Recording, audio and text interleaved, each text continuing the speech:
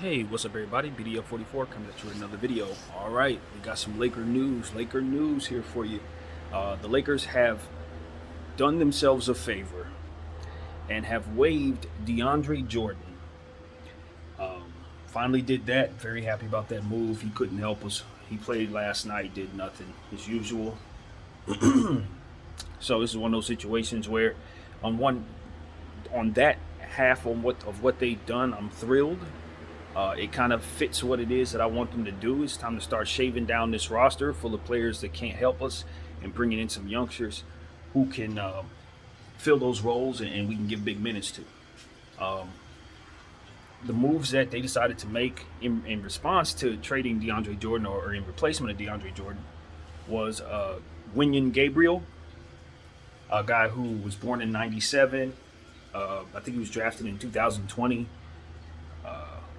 He's a guy who played with the Portland Trailblazers a little bit. I'm not familiar with his game too much, but I'm definitely looking forward to seeing what he can do as a power forward, athletic prototype.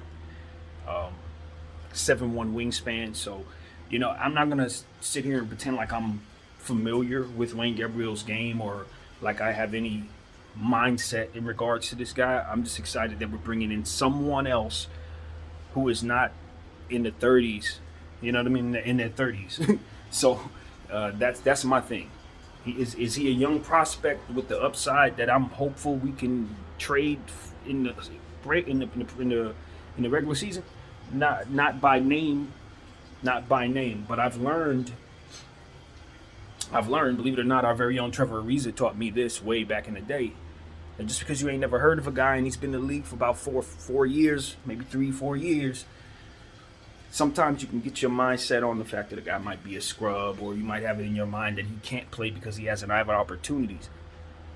But that's the object of the game for us. It's getting those guys and finding if they can do something. So I'm very excited about the prospect of what a Winyan Gabriel means for us going forward in regards to what it is we're trying to do.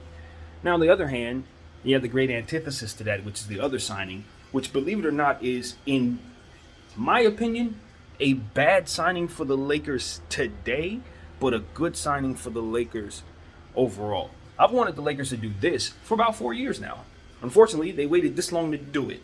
And they signed DJ Augustin.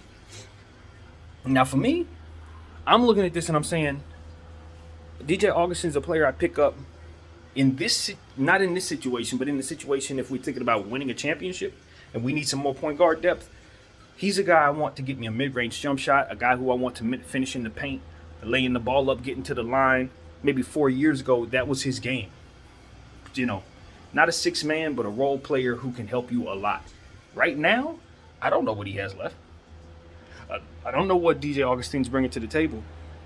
And for a team that's not very good, I don't want to bring him in just so he can be another old guy. That doesn't make any sense. Now, granted, for him, if he still has something left, this will give him an opportunity to show he has it. But I think I'm more along the lines of, can we make this a kid? You know what I mean? Can we make this a G Leaguer point guard who needs an opportunity so that he can come in with some hunger and change the energy surrounding this basketball team? See, that's my point. It's like, if we're not making moves in that vein, then we're still heading in the same direction we were before the day. DeAndre Jordan was a player we needed to get rid of out of necessity because we needed his roster spot. I don't think we needed his roster spot so that we could bring in DJ Augustin. That's not the type of move that, as a Laker fan who knows what it is we need, that's not a move I'm a champion. That's not a move I'm going to sit here and say, okay, we understand what we need. Not when we signed a DJ Augustin. Right now, no, we don't understand what we need. Cut and dry, that should be Mac McClung. If we're doing what we're supposed to do, that's a point guard from the G League. So, again, young players. Our front office, I'm not sure they understand the assignment, ladies and gentlemen. That's basically what I'm here to tell you. They get it in the sense that they need to get rid of certain players. The problem is, it doesn't appear that they understand what they should be replacing those players with. So, like, These are the type of moves where I'm like, okay, Winion Gabriel, cool. I'll be looking to see if coach actually gives him some minutes. Maybe we got us another Stanley Johnson type. That's cool. Since we want to go small ball, all right. But wouldn't it make sense after listening to all the metrics that have been said about this team having issues, being offensive rebounding team, boxing out, we're the worst team in the league for that right now. Wouldn't it behoove these guys to get themselves a big? You waived the center. You have one center. Wouldn't it make sense for you to sign a center? It's the type of stuff I'm talking about. You know, like, Genie, I just want you to put the people around you in position that are going to not care nothing about being your friend, but more so being about the business of making themselves look good doing the job as Laker head management personnel, blah blah blah title. That is what you should be desiring right now for your business. I'm not sitting here saying that your friends are most definitely, in my mind, the reason this is going down the way that I see it going down. But fact of the matter is, who's ever suggesting, I don't care who they are, it could be Magic himself, who's ever telling you that the move we need to make is waiving DeAndre Jordan and bringing in DJ Augustin, that person needs to not be telling you nothing about how to handle this business. I'm sorry, wherever that message came from, that's the person we need to be like, I love you and I thank you. I got it from here. That's the person you tell I got it from here. Straight up. And I feel like I'm almost getting chills saying this because I feel like ain't nobody on payroll gonna have the guts to tell her these words. And I think that's what's missing in the Laker organization because we're playing so much politic ball. Everybody has their interests wrapped up in three different hats. You see what I'm saying? It's too much politics going on with the Lakers, not enough basketball. So I do believe that most people behind the scenes are either afraid of LeBron James, afraid of Jeannie Buss, afraid of both of them, afraid of the Rambuses, afraid of everything, and don't want to be honest. And because of that lack of honesty, they don't have the ability to help us as a franchise. But a fan like myself who ain't making a dime, I can be honest with everybody and say, look, yeah, whoever fed you that's who needs to go. That's the person that needs to go. You want somebody who's going to find you a young DJ Augustin, someone who's going to have the foresight of who the next DJ Augustin is going to be. Find that prototype and bring him up. Why? Because guess who Fred VanVleet actually is? That player. Where did they find him? In the G League.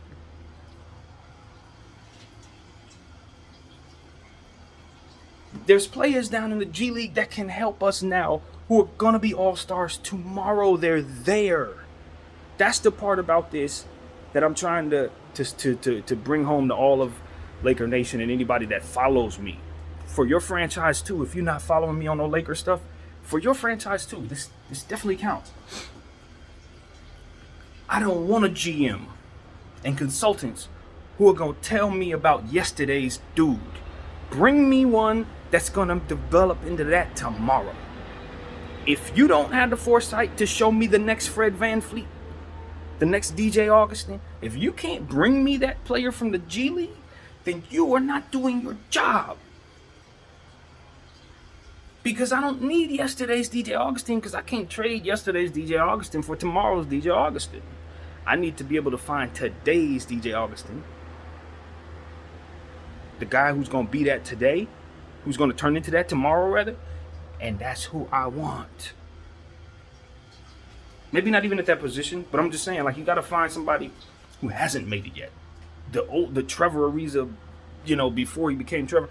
That's why Winion's cool. Hey, cool. If Winion can come in at $1 million and be hungry because he ain't had an opportunity and he's blocking shots and he's, making hard fouls, because that's really all I need from a guy in his caliber.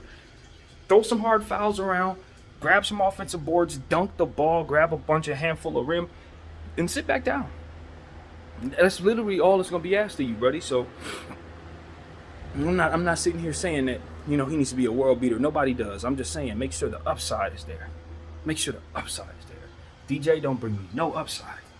That's a piece I want on the back of my bench when I'm trying to go get something. He should be playing for the Bucks right now. He should be playing for the Warriors. He ain't got no business at this stage in his career coming and playing for no damn Lakers when we suck this bad. No, he doesn't feel a need. No, he's not coming in making us better. He's not coming in giving us upside we can trade. No. What you need is youth, upside, athleticism, size, and most importantly, beyond everything else, you need somebody who's not going to come in and be afraid of the limelight. And I'm not assuming that these two players are that at all. That is not correlated with their name. They'd have to prove or not prove that. But what I'm saying is, we've had trouble with that. I think we're seeing that the Laker uniform can be a very, very serious stress for some athletes to put on, especially when LeBron is here. I think it could be a whole deterrent to a player feeling comfortable at this point. I look at the Lakers uniform, and I'm saying this as a fan, and I hope that this message gets out as well. I look at putting on the Laker uniform for some guys as an anxiety-inducing experience. I do. I think that the pressure of being a Los Angeles Laker for a lot of guys can be the great opposite of what their dreams is. Because now you got the pressure of trying to live up to whatever all the history is. You got to deal with what they're dealing with right now in the front office, with them not necessarily showing that they have a clue or an understanding. You just need to revamp that reputation. That needs to be changed, and I think that it starts with us. Just again, it starts at the top all the way down. It just has to trickle down. It starts with Jeannie making a decision to bring professionals around her. You know what I mean? Who would just be, you know what I mean? They're gonna be cut and dry. They're not gonna be your friend. They're not gonna be nice guys. They're not gonna, you know what I mean? None of that. And they're not supposed to be. They're supposed to be sharks on your behalf, not buddies that you can sit down and have a glass of wine with, or people you can confide in. And that's not their functionality. That's what a friend is for. Put the friends in the friend category. Let them sit there and be supportive, but not decisive in regards to what decisions need to be made. That's not the category they need to be in. And these are the type of things that I think will get Jeannie the type of response or the type of what she's hoping to see. This will bring her the results that she's looking for. I don't think she wants to continue to have games like last night where she comes to the arena and is embarrassed to watch the product. But I think the choices to put the people around her have a direct trickling down effect to what it is she saw last night. And I think, when you're in charge and your business isn't going the way it's supposed to, and it's because of certain things that you feel that you need around you, that's when you start realizing that it's you, the business owner in this case, who will need to make the changes first before she can demand that others be better or be different or what have you. It's the needs of the person herself in this case that must be sorted through. And once she gets to a point, just like she had to do with her brother, once she gets to a point where she's ready to make them changes, then things start happening. Then success starts coming because of those changes. And I think that's a recipe for success for Jeannie. She's learned that already. That's her golden ticket. When she can find that strength, that cutthroat, I'm gonna do it for Laker Nation type mentality. When she gets it in her mind that she ain't gonna let nobody ruin that purple and gold, she brings in Magic Johnson. We've seen how the movie works, and Magic Johnson brings in reinforcements, and good things usually happen from there. Now, granted, Magic last time he quit on us, but Magic didn't actually quit on us. Those who know of Magic Johnson the way we do in LA, we know he didn't quit on the Lakers. He quit on that year's team specifically. And I actually believe why he said he did it. It's because he had other ways of making money that could net him less stress at that time. His job had been done. He had landed LeBron James. That was really all he was here to do. And the rest was up to him to stick around and work with Rob Pelinka or not. And it looked like he was ready to move on. He can make $1 billion doing other things. Why would he run around being a basketball consultant for the Lakers? That's small business for a guy like Magic. to be completely honest with you. That's a passion project. He can make 4, 5, 6 times that with his time elsewhere. So we all understood that. We all knew if Genie called Magic in again, he would come back. That's why the whole, Magic quit on the Lakers, that's an outsider's mentality. Those who really follow the Lakers and really understand the franchise like I do, Magic ain't go nowhere. Magic was one phone call away for the Lakers at all time. He always will be. So that whole notion of him quitting, that was overblown to hell. That's like your brother quitting on you. You know what I'm saying? When things settle after you call him in to help settle things. It's like, he didn't quit. He went back home. What the hell are you talking about, quit? So that's one thing I wanted to throw out there. I never thought Magic quit. I believe that he walked away from that year's squad after doing what it is he was told to do, or asked to do, rather. So that's what I want to throw out there. I don't have a problem with her calling on Magic again. I know it looks funny from the outside looking in, but I mean, that's, like I said, she's going to put people around her she trusts, man. And as it pertains to basketball, I know Magic can be a little, he out there as it pertains to his tweets and stuff like that. But if you need to wonder if Magic Johnson knows basketball, you probably don't need to be watching much more of my video, that's for sure. At the end of the day, Magic Johnson is one of the greatest, if not the greatest, point guard known to the world. And I think what he had in mind in regards to picking up Lonzo Ball still stands. I just think that Lonzo ran into some injuries. I think Lonzo could still be that player he thought he was going to be. And I'm not mad at Magic Johnson for his decisions, nor Jeannie's, desire to have him around at all.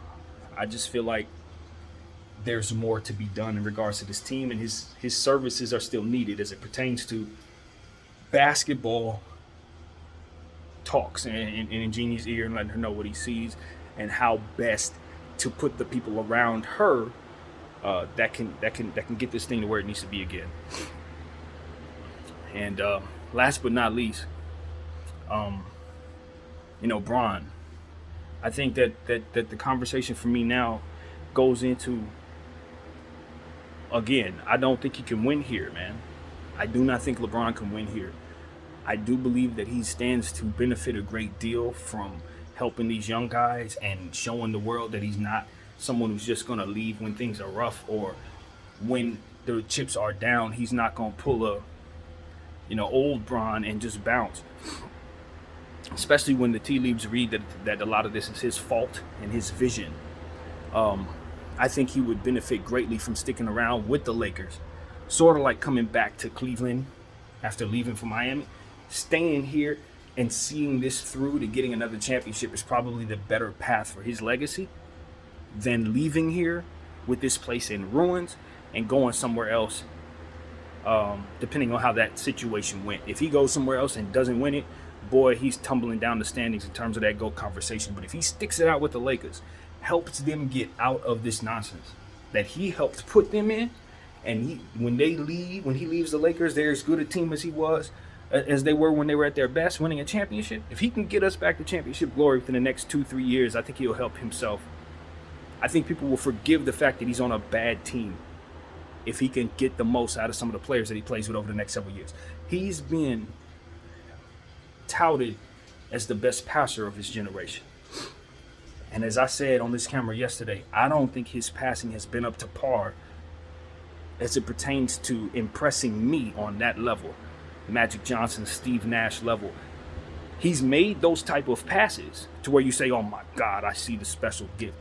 But he doesn't do it on a consistent enough basis.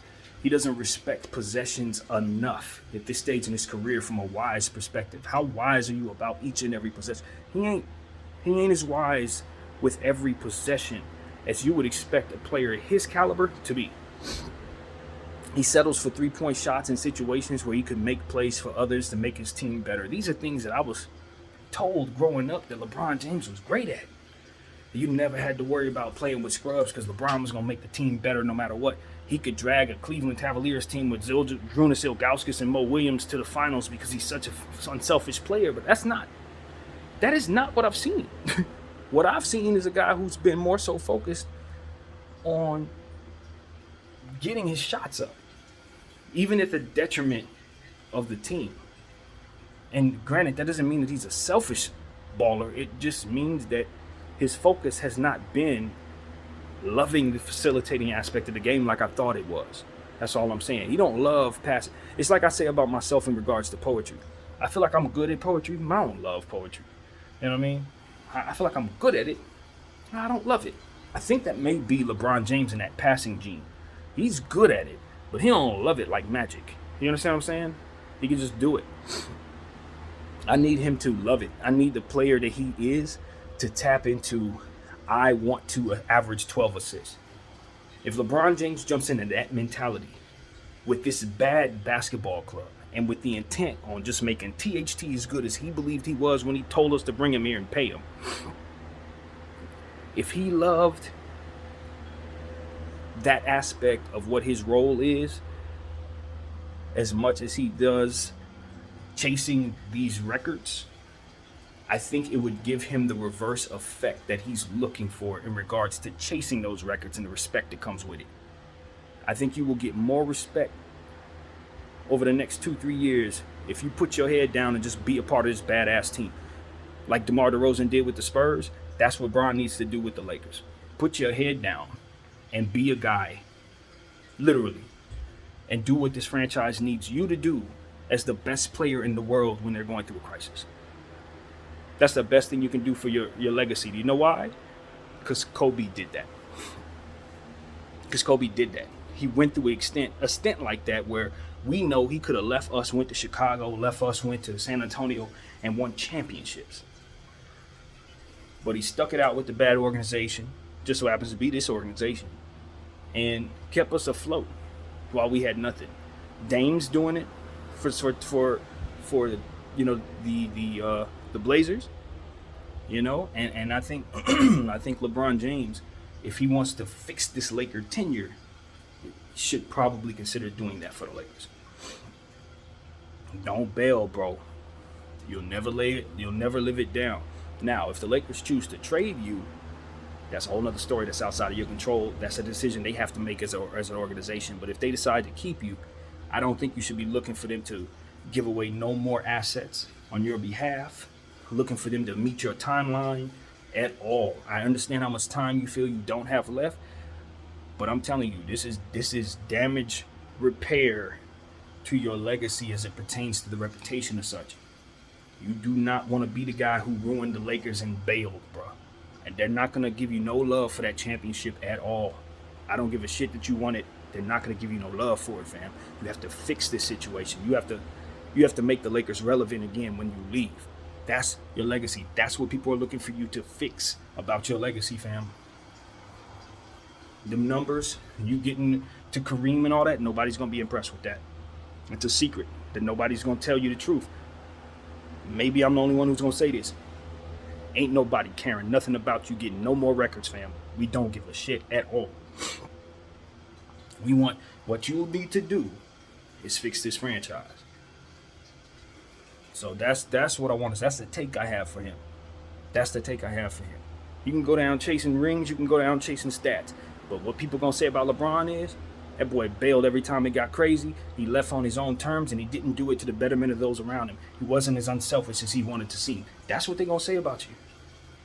He was a great player, but he didn't have that killer instinct. He didn't have that will. He didn't have the desire to win. He was a quitter. And at the end, with the Lakers, after getting the championship, he wanted a parade for what had already been accomplished without promising anything else. And that's what Lakers superstars never did. I'm telling you, man. I'm telling you. I don't care how many stats you get, that's going to be it.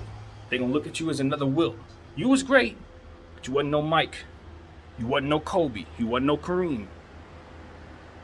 Because when the chips were down and you wanted what you wanted, you had the team bring it to you, and then you threw a fit about it not fitting and not working, and you quit on us. And I'm telling you, bro, they're gonna talk about that as much as they talk about Miami, as much as they talk about Cleveland, as much as they talk about any other situation. They gonna talk about how you run that damn Laker team. Don't let it happen. Don't let it happen to you. That thing will run you over like a steamroller, bro. That will be that'll be one of the first things they mention. Is what you're going to realize is that Every great player, with the exception of Michael Jordan, is going to have the Lakers name attached to them. So anytime they talk about the Lakers, they're going to bring your name up and how that tenure went. That's what you got to foresee ahead of time. Like, they're going to always mention it. So don't let this be the final time people see you in a Laker uniform with this Pelicans mindset that we saw last night in that game. Don't let that be your legacy, bro. They will mention that more than they mention that damn championship. So that's what I got to say, man. I love to ramble. Don't really love the rambuses, but I love to ramble, and I appreciate y'all watching it. You know, like I said, the Rambus situation, as far as I'm concerned, I'm still mad at Kurt for the Dennis Rodman thing, so I'm still going to have a feeling about that. But at the end of the day, I just haven't seen enough success, you know, since I brought the name up. I haven't seen enough success. The Timberwolves' stint was bad. His stint with us as a coach was bad. His stint with us as a player was cool, but like he was a role player. I haven't seen anything that makes me say, okay, that's the guy who needs to be giving us all the information on how best to go forward with his team. I haven't seen that. And none of the things that he's been a part of here in Minnesota, I ain't seen nothing that make me say, okay, that's the guy. Let's make that happen. No, you need somebody like, and I bring up this name, but Masai Ujiri, Sam Presti, Sean Marks, those are the type of guys that the Lakers deserve to have in place doing their job. Doing their job. Superstars in their field who are going to come here and keep their good job going. You can trust them to do that. That's what you need, Lakers. So that's what I got, man.